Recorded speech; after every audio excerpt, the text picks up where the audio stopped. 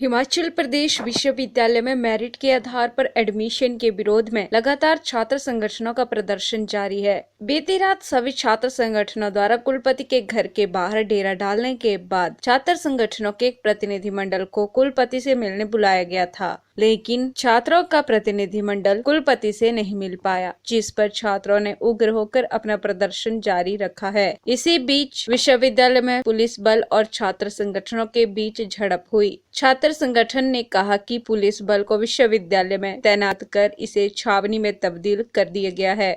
छात्र संगठनों ने आरोप लगाया कि प्रवेश परीक्षा के नाम पर छात्रों से वसूले गए करोड़ों रुपयों को विश्वविद्यालय प्रशासन और कुलपति गमन करना चाहते हैं। संगठनों ने कहा कि जब तक उनकी मांगें पूरी नहीं हो जाती तब तक यह प्रदर्शन जारी रहेगा।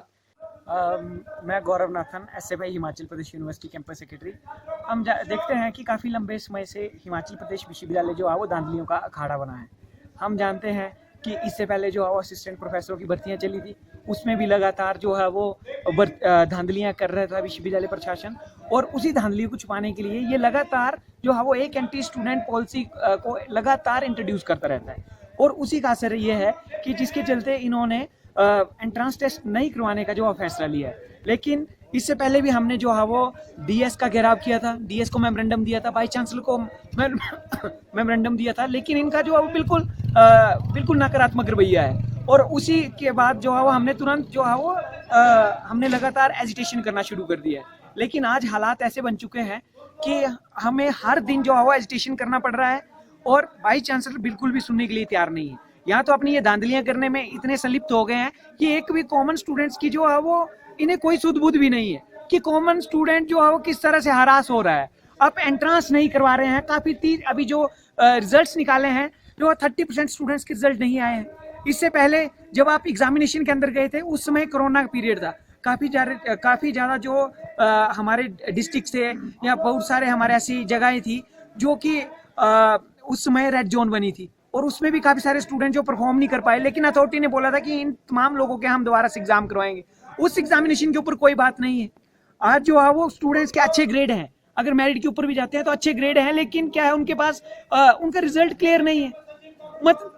मतलब कि ये सारी चीज़ें हैं कि जिससे जो है वो स्टूडेंट को टोटल हरास करने की कोशिश की जा रही है। और हमारी भी यहाँ से एक सीधी जो है वो लाइन है कि हम ये बोल रहे हैं कि आप आने वाले समय के लिए यदि आप हमारी इस डिमांड को नहीं मानते हैं, एंट्रांस नहीं करवाते हैं, तो आप जो है वो आने वाले दिन के लिए, हर एक दिन के लिए एक नई एक्टिविटी के लिए तैयार रहिए। क्योंकि हमने जो है वो आपके खिलाफ, अगर आपका हठी रवैया है तो आपके खिलाफ हमने अपना मोर्चा खोल दिया है। अब ये हम पीछे हटने वाले नहीं है। ये जो है वो स्टूडेंट्स मांगों को, स्टूडेंट्स एजिटेशन को जो है वो दबाने के लिए पुलिस का प्रयोग कर सकते हैं। हो सकता है हमारे को जेलों में डाल सकते हैं, लेकिन हमारे इरादों को नहीं झुका सकते हैं।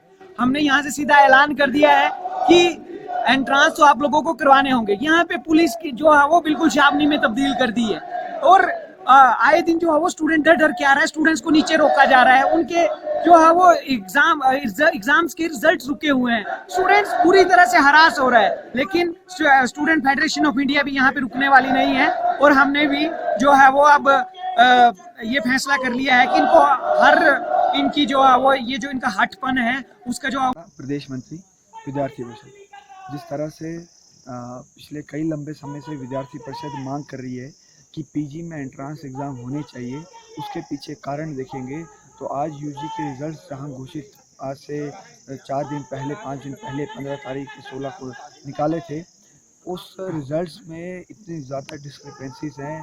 बीबीए के रिज़ल्ट इनके पास नहीं है, बीसी के अवार्ड लिस्ट तक जो है इनके पास नहीं है, बीवॉक के रिज़ल्ट नहीं घोषित किए हैं। यूजी के 65% से ज़्यादा रिज़ल्ट जो है डिस्क्रिपेंसी के साथ जो है इन्होंने निकाला है।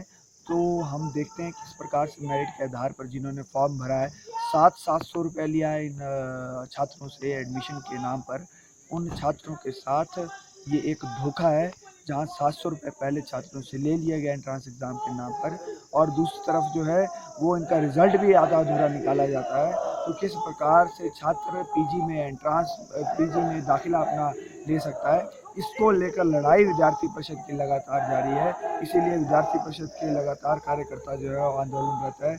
हमारे कार्यकर्ता लाठी दिखा रहे हैं, हमारे कार्यकर्ता पुलिस वाले जो है वो हमारी बातचीत को, हमारी बात को वीसी साहब के प्रशासन तक जो है पहुंचाने में रुकावट डालकर हम लोगों को मार कुटाई भी हमारे लोगों के साथ कर रहे हैं। तो इस प्रकार से व्यवहार आज विश्वविद्यालय प्रशासन का तानाशाही व्यवहार बना हुआ है, और जिसको लेकर आज बैठक भी थी।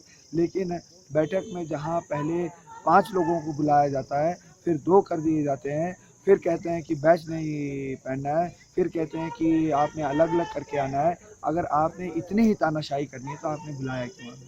आपने ये हाई पावर कमेटी में हम लोगों को बुलाने का क्यों, आपका मकसद क्या था? जब आपने एंट्रांस करवाने हैं, हम पिछले लंबे समय से डिमांड कर रहे हैं कि एंट्रांस करवाने हैं, तो इसके लिए आपकी क्या समस्याएं जो है वो आ रही हैं? आप स्पष्ट क्यों नहीं करते इसको कि क्यों आप लोग जो है एंट्रांस नहीं करवा रहे हैं? स्पष्ट इसलिए नहीं करना चाह रहे हैं क्योंकि विश्वविद्यालय प्रशासन 1.5 करोड़ रुपया जो इकट्ठा किया है, इस 1.5 करोड़ रुपए को जो है प्रशासन गबन करना चाहता है। इसलिए विद्यार्थी परिषद मांग कर रही है कि जल्द से जल्द इनके एंट्रांस करवाए जाए, और लगातार विद्यार्थी परिषद के कार्यकर्ता जो आंदोलन के लिए लड़ाई लड़ रहे हैं, और आगे भी ये लड़ाई जारी रहेगी।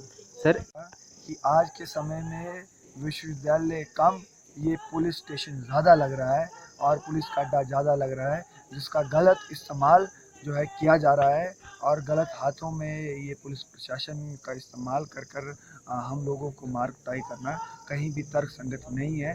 छात्रों की मांगों को सुनने की बजाय छात्रों पर लाठियां, छात्रों पर जो है वो मार कुटाई करना क्या सही बात है? तो किस प्रकार से आज छात्रों का शोषण किया जा रहा है, और इसके खिलाफ लड़ाई विद्यार्थी परिषद भी जिस तरह से लड़ रही है, इस लड़ाई को आगे भी जारी रहेगी।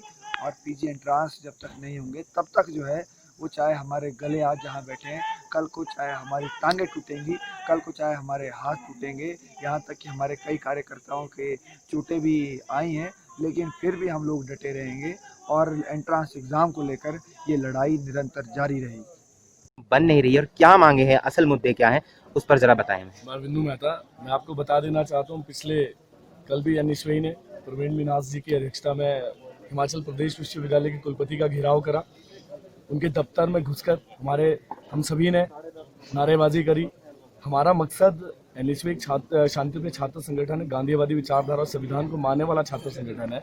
एनएसयूआई ने गत कई महीनों से अपनी डिमांडों को लेकर इस वाइस चांसलर को अपने ज्ञापन पत्र सौंपे, लेकिन जब हमने अभी वाइस चांसलर द्वारा जब 37,000 छात्रों की जब परीक्षाएं करवाई जाती तब कोविड इनके लिए नहीं था। लेकिन जब अभी प्रवेश परीक्षाएं जो बहुत ज़रूरी है, छात्रों के भविष्य को जो तय करता है, जो हायर एजुकेशन के लिए और उस शिक्षण संस्थानों में जो छात्र पढ़ना चाहता है उन शिक्षाओं को करने के लिए मना कर रहा है। लेकिन मैं आपको एक दिलचस्प बात बता देना चाहता हूँ कि हिमाचल प्रदेश विश्वविद्यालय में बीएड के एंट्रांस एग्जाम हो रहे हैं, लेकिन बाकी किसी भी पीजी इसमें प्रवेश परीक्षाएं नहीं करवाई जा रही। और 1.5 करोड़ का जो गफला वाइस चांसलर द्वारा किया जा रहा है, ये बहुत ही दुखद है। और हम पिछले कल जब एनएसयूआई ने वाइस चांसलर के आवास का घेराव करा, तो एनएसयूआई ने उसका भी वाइस चांसलर ने फिर भी बात करने के लिए मना करी। लेकिन जब उसके बाद इन्होंने हमें आज सुबह बात करने के लिए बुलाई, तो हम लोग गए और हमने शांतिपूर्ण तरीके से 5 लोगों का डेलीगेशन प्रवीण मीनास जी की अध्यक्षता में, मनोज चौहान जी की अध्यक्षता में हम डेलीगेशन लेके गए थे। लेकिन जब हम अंदर पहुंचे, पहले तो जब प्रशासन द्वारा मीडिया के जरिए बताया गया कि 5 लोगों का डेलीगेशन आएगा, और बाद में वहाँ पर हमें बताया जाता है कि 2 लोग ही जाएंगे। मतलब छात्रों के साथ जिस तरह से ये अभी इस दोगली राजनीति अपना रहे हैं, दोहरा मापदंड अपना रहे हैं, तो एनएसयूआई गई और कहते हैं कि आप बैजेस पहन के अंदर ना जाए। आपने अगर संगठनों को बुलाया तो संगठन के रिप्रेजेंटेशन बैच होता है, तो एनएसयूआई जितने भी छात्र संगठन सभी अपने बैच लगा के आए थे, लेकिन उन्होंने नहीं मारा और एनएसयूआई वहाँ से बाहर आ गई। तो हमारा कहने का मतलब है कि प्रवेश परीक्षाएं होनी चाहिए, 6 महीने की फीस माफी होनी चाहिए, फर्स्ट और सेकंड सेमेस्टर के जितने छात्रों को प्रमोशन दिया जाना चाहिए। लेकिन जो असल मुद्दा है इस वक्त, प्रवेश परीक्षा हिमाचल प्रदेश विश्वविद्यालय में होनी चाहिए, और विश्वविद्यालय और इस तानाशाही कुलपति को करवानी पड़ेगी, अन्यथा एनएसयूआई उग्र आंदोलन पे आएगी, और इसके जिम्मेवार ये वाइस चांसलर खुद होगा अगर किसी भी तरह की कोई भी नुकसान होता है। बिल्कुल भ्रष्टाचार तो ये वाइस चांसलर कर ही रहा है हिमाचल प्रदेश विश्वविद्यालय, कभी रिक्रूटमेंट्स करवा के, कभी आउटडोर एंट्रीज करवा के, कभी हम देख रहे हैं कि अभी 1.5 करोड़ जो रुपया आया है 18,000 छात्रों का, उसको खाने का पूरा प्रयास कर रहा है वाइस चांसलर, और दिख भी रहा है, सबको जब जाहिर भी है। एनएसयूआई ने इन्हीं मांगों को लेकर कि वाइस चांसलर प्रवेश परीक्षाएं करवाए, अगर इसी तरह का रहा तो एनएसयूआई कोई भी चूक नहीं करेगा, किसी भी तरह की, चाहे हमें किसी भी तरह का धरना प्रदर्शन करना पड़े इस वाइस चांसलर को, और छात्र अधिकारों के लिए एनएसयूआई सदैव लड़ते आ रही है और इसी तरह लड़ते रहेगी। जी। PI टीवी के लिए शिमला से पुष्पेंद्र की रिपोर्ट।